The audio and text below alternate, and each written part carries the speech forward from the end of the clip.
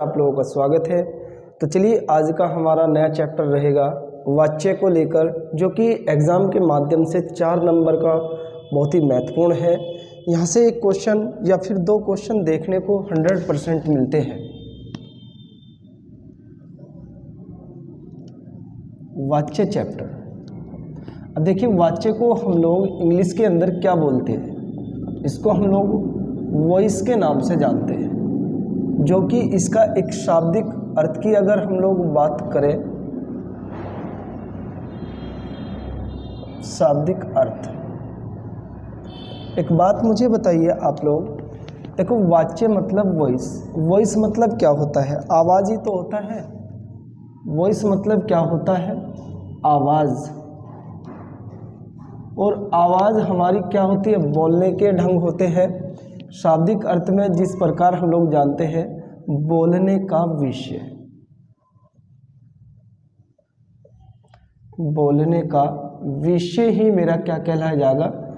Voice होता है। अब उसको हम लोग कई प्रकार से बोलते हैं भाषा को। जब एक ही वाक्य होता है, एक ही वाक्य को हम लोग कई रूप से बोल सकते हैं। इसकी परिभाषा को लेकर बात करेंगे। सबसे पहले परिभाषा क्या कहलाई जाएगी इसकी? देखिए, परिभाषा हमारी होती है कर्ता, कर्म या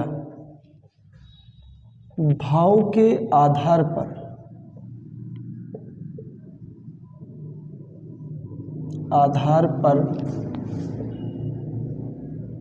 क्रिया का प्रयोग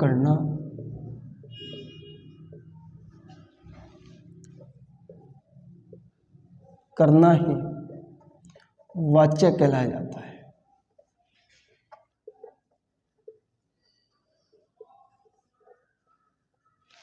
एग्जाम्पल के माध्यम से आप लोग समझेंगे इस चीज़ को। यहाँ पे जैसे मैं एक तरफ लिख रहा हूँ, राम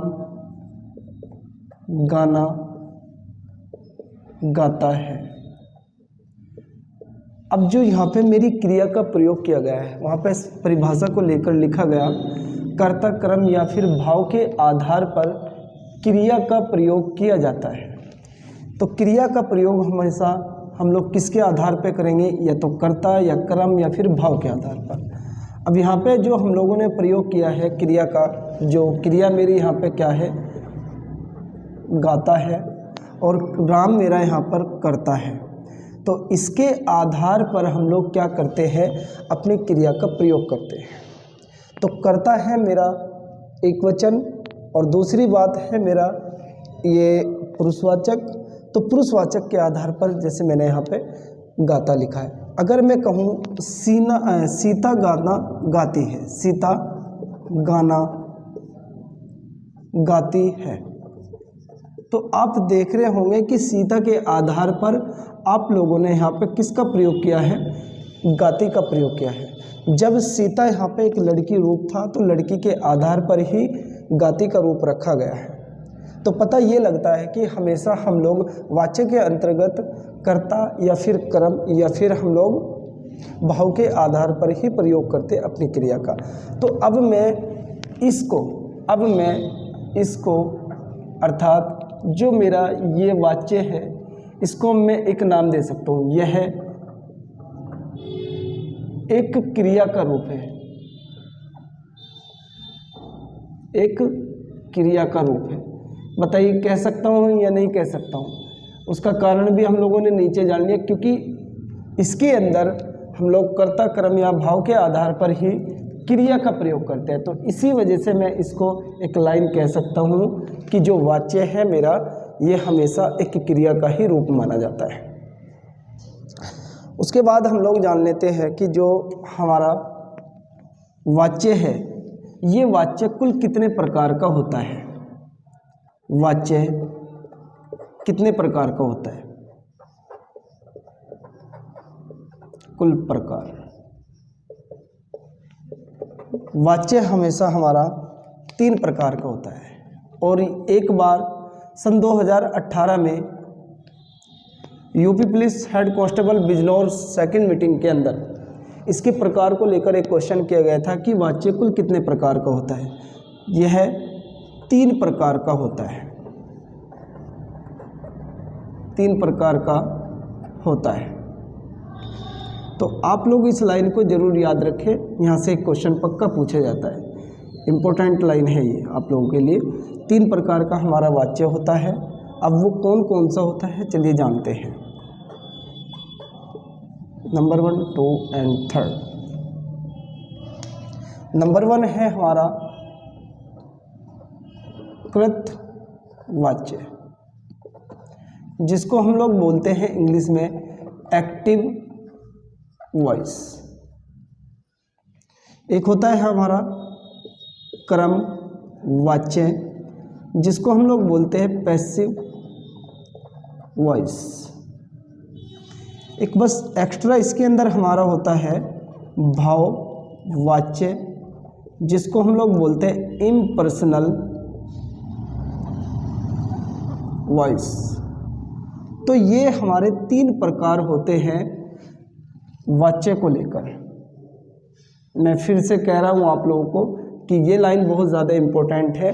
वाच्य को लेकर एक क्वेश्चन किया जाता है, या तो उसके प्रकार को लेकर किया जाएगा या फिर एक सेंटेंस आप लोगों को दे दिया जाएगा, उसके आधार पर क्वेश्चन किया जाता है। तो आप लोग स्क्रीनशॉट ले लेंगे, इसके बाद एक एक को लेकर हम लोग बातें करते हैं।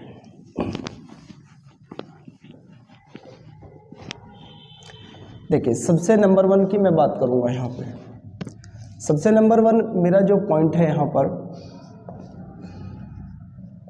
कृतवाच्य को लेकर मैं बातें करूँगा, जिसको मैंने नाम दिया एक्टिव वॉइस। इंग्लिश के अंदर हम लोग एक्टिव पैसिव वॉइस पढ़ते हैं ना, वही चीज़ है ये भी हमारा। इसके अंदर 2 कंडीशन आप लोगों को हमेशा याद रखनी है, या ट्रिक कह लो आप लोग, ये ट्रिक कह सकते हो आप लोग, पहचान। इसमें कर्ता को प्रधानता मिलती है।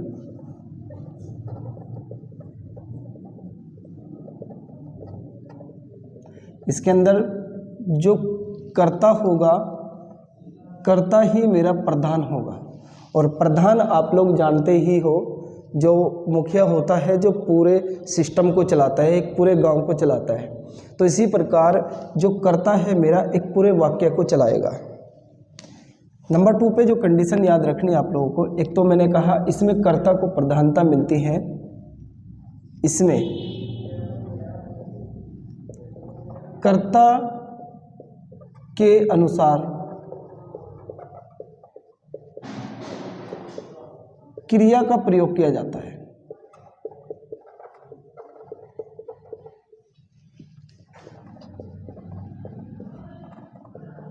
एक ये बात आप लोगों को याद रखनी है। अब एग्जाम्पल से आप लोग समझेंगे इस चीज को।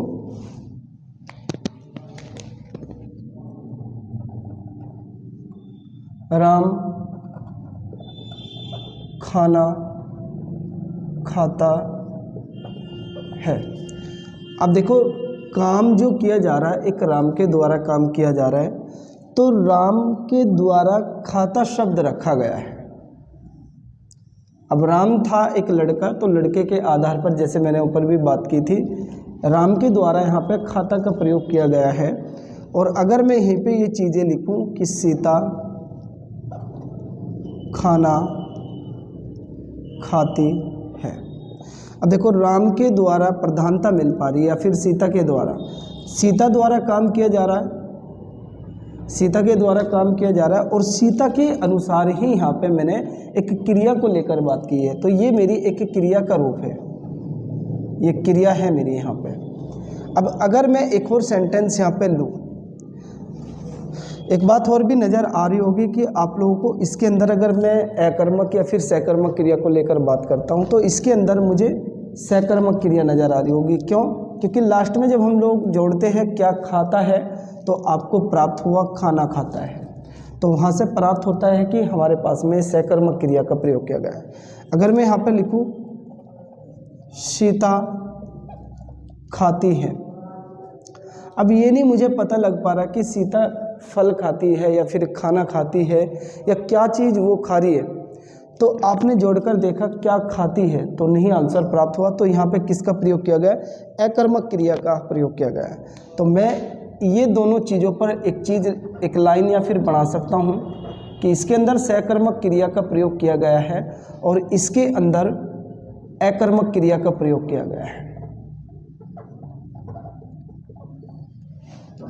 तो अब मैं एक चीज़ ये कह सकता हूँ यहाँ पे कि सकर्मक क्रिया और प्लस अकर्मक क्रिया से ये बनता है मेरा, या तो अकर्मक क्रिया हो या सकर्मक क्रिया हो, उससे कोई प्रभाव नहीं पड़ता है हमारे कर्ता के ऊपर, क्योंकि कर्ता तो या तो कर्म करेगा या फिर वो कोई क्रिया करता है। तो पता ये लगता है कि इसके अंदर या तो सकर्मक क्रिया हो या फिर अकर्मक क्रिया हो, इससे कोई प्रभाव नहीं पड़ेगा। चलिए नेक्स्ट पॉइंट देखते हैं हमारा क्या बनता है। नेक्स्ट पॉइंट में हमारा जो होगा वो क्रम को लेकर बातें हम लोग करते हैं।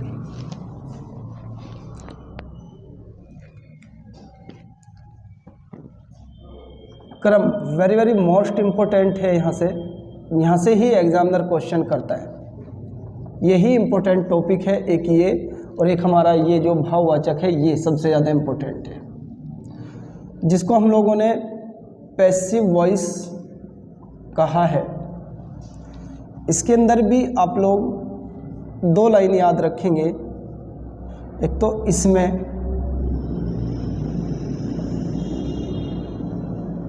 क्रम को प्रधानता मिलती है,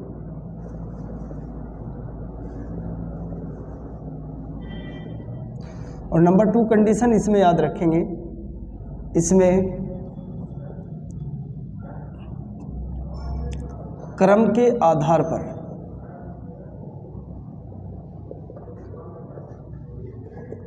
क्रिया का प्रयोग किया जाता है।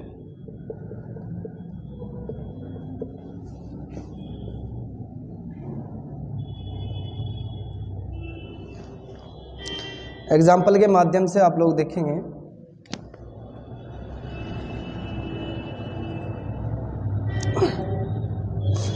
या एक ट्रिक और बता देता हूँ आप लोगों को मैं, जिससे कि आप लोगों के माइंड में वो चीज़ें बनी रहे। ये ट्रिक कह लो आप लोग यहाँ पे। अगर वाक्य के अंदर आप लोगों को के द्वारा या फिर को में से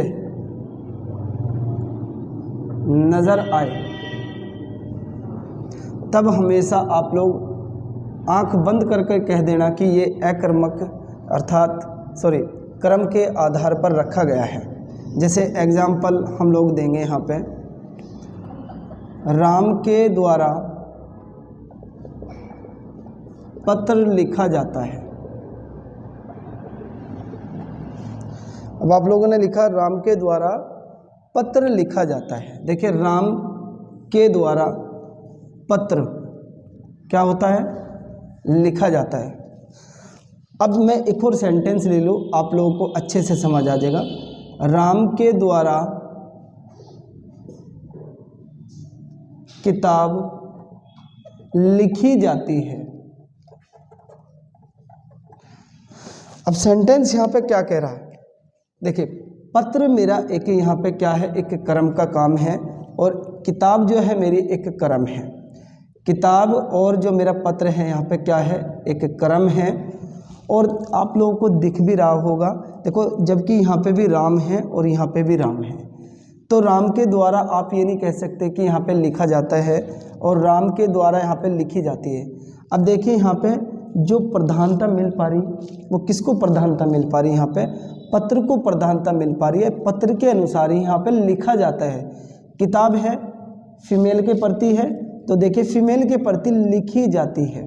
तो यहाँ पे जबकि ऊपर भी राम था, नीचे भी राम था, तो दोनों ही यहाँ पे सेंटेंस मेरा क्या जो प्रधानता नज़र दिखा रहा है कि वो एक कर्म के अनुसार यहाँ पे प्रधानता दिखाई गई है, जिसको हम लोगों ने रेस्पॉन्स किया है पत्र और किताब को।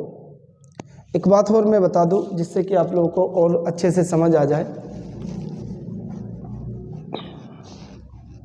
इसका समझना बहुत आवश्यक है, बच्चों को यहीं पे कन्फ्यूज़न रहता है।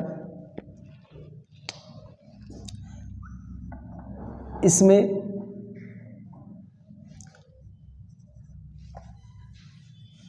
सकर्मक क्रिया के अनुसार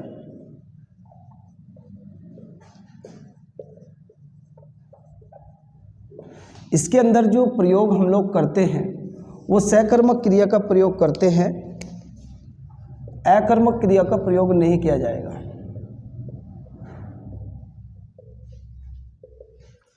प्रयोग नहीं किया जाएगा।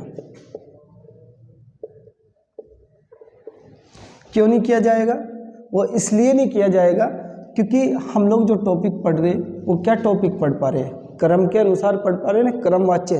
तो जब क्रम वाच्य हम लोग पढ़ पा रहे तो अकर्मक क्या कहता है? अकर्मक तो ये कहता है कि जिसके अंदर क्रम ही ना हो, लेकिन ये क्या मांग रहा है अपना, ये क्रम मांग रहा है। और क्रम कहाँ पे मिलता है? वो सकर्मक क्रिया में मिलता है। जैसे मैंने इधर विभक्ति भी लिखा था और मैं एग्जाम्पल देखते हैं एक दो और। रावण को मारा गया, एक सेंटेंस मैंने लिया, रावण को मारा गया। अब विभक्ति आप लोगों को दिख रही होगी यहाँ पे को, और मारा गया। तो यहाँ पे जो मारा गया किसके अनुसार किया गया है? मारा के अनुसार गया है। अब अगर मैं कहूँ ये देखो रावण है, एक लड़का है, लड़के का रूप है, पुरुषवाचक का रूप है। मैं कहूँ सोहन,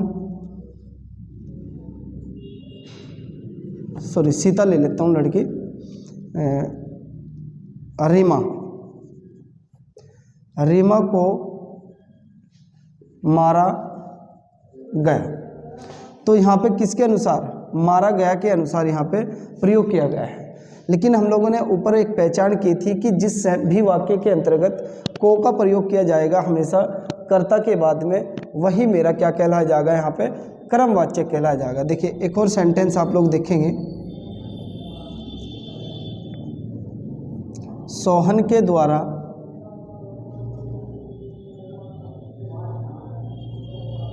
पत्र लिखा जाता है। देखिए पत्र मेरा क्या है? यहाँ पे एक क्रम है, सोहन एक लड़का है, तो पत्र लिखा जाता है। अगर मैं यहाँ पे ही किताब दे दूँ तो किताब के अनुसार लिखी जाती है, लिखेंगे। बस यही आप लोग याद रखेंगे, एक पहचान ये याद रखेंगे, और एक ये, और एक जो मैंने ये बताया आप लोगों को पॉइंट, ये बहुत ज़्यादा महत्वपूर्ण है यहाँ से। चलिए उसके बाद में हम लोग देखते हैं भाव के आधार पर भाव क्या होता है।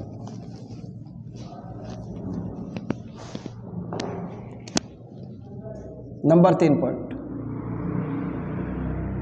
भाववाच्य, जिसको इम्पर्सनल हम लोगों ने कहा है। इसमें आप लोग पहचान करेंगे यह अकर्मक क्रिया से बनेगा। पहली बात तो ये कंडीशन, अकर्मक क्रिया से। दूसरी कंडीशन इसमें आप लोग याद रखेंगे, इसमें नकारात्मक को दर्शाया जाता है। ये सबसे अच्छी पहचान है इसके अंदर। इसमें भाव के अनुसार क्रिया का प्रयोग किया जाता है। एक ये बात याद रखेंगे आप लोग। अब देखिए इन तीनों ही चीज़ों का मतलब हम लोग समझते हैं। राम से दौड़ा नहीं जाता है। एक तो मैंने कहा इसके अंदर अकर्मक क्रिया का प्रयोग किया जाएगा, और एक इसके अंदर भाव के अनुसार क्रिया का प्रयोग किया जाएगा। राम से क्या नहीं किया जाता? दौड़ा नहीं जाता है। और यहाँ पे किसको दर्शा रहा है? एक वो नकारात्मक सोच को दर्शा रहा है जो अपनी भावनाओं को व्यक्त कर रहा है। जैसे मैं कहूँ राम से चला नहीं जाता है, तो राम से क्या नहीं हो पा रहा? चला नहीं जाता है। तो आप लोगों को क्या नज़र आ? एक नेगेटिविटी को दर्शाया गया, अर्थात नकारात्मक सोच को। और क्या नहीं हो रहा उससे? जो काम वो करना चाह रहा है वो काम नहीं कर पा रहा है, और जो काम वो करना चाह रहा है नहीं कर पा रहा है, वहीं पर ही आप लोगों का भाववाच्य उत्पन्न होगा। और इसके अंदर सबसे मेन इम्पोर्टेंट ये बात होगी, असमर्थता को दर्शाएगा। ये सबसे इम्पोर्टेंट बात रहेगी यहाँ पे, जो असमर्थता, समर्थ ही नहीं हो पाएगा, सक्सीड ही नहीं हो पाएगा, वही मेरा भाववाच्य कहलाया जाएगा। और सबसे अच्छी पहचान मैंने आप लोगों को नकारात्मक को लेकर बता दी है, और इससे ज़्यादा आप लोगों को पढ़ने की आवश्यकता भी नहीं है। अच्छा, एक डायग्राम और अलग से कुछ पॉइंट्स नोट कर लेंगे आप लोग, जिससे कि आप लोगों के माइंड में इमेज बनी रहे। देखिए, जैसे कि मेरे ये तीनों पॉइंट थे यहाँ पे, एक तो कृतवाच्य, एक कर्मवाच्य और एक भाववाच्य। ये जो था मेरा सकर्मक क्रिया या अकर्मक क्रिया, कोई भी हो सकता है, इनमें से कोई प्रभाव नहीं पड़ेगा कर्ता के ऊपर, लेकिन इसके अंदर केवल सकर्मक क्रिया का ही प्रयोग किया जाएगा। एक जो ये था हमारा, इसमें केवल अकर्मक क्रिया का प्रयोग किया जाएगा। तो आप लोग ये अलग से नोटेड कर लेंगे आप लोग। अगर आप लोगों को वीडियो अच्छा लगा हो तो लाइक कीजिए, शेयर कीजिए और सब्सक्राइब कीजिए। मिलते हैं नेक्स्ट वीडियो के अंदर, जिसमें हमारा टॉपिक रहेगा काल को लेकर। वहाँ से भी 100% 2 क्वेश्चन एग्जामिनर हमेशा हमसे पूछता है, बहुत ज़्यादा महत्वपूर्ण है कॉम्पिटिटिव एग्ज़ाम के माध्यम से। और यूपी पुलिस में तो जितने भी आप लोगों को टॉपिक पढ़ाए जा रहे हैं, यहाँ से पक्का क्वेश्चन आने वाले हैं। और आपके पास में आज या फिर कल में एक टेस्ट भेजा जाएगा वर्णमाला को लेकर, जिसके अंदर आप लोगों को 5 सेकंड का टाइम मिलता है। तो बने रहिए नेक्स्ट वीडियो के लिए, तब तक के लिए फ्यूचर स्टडी हब पर धन्यवाद।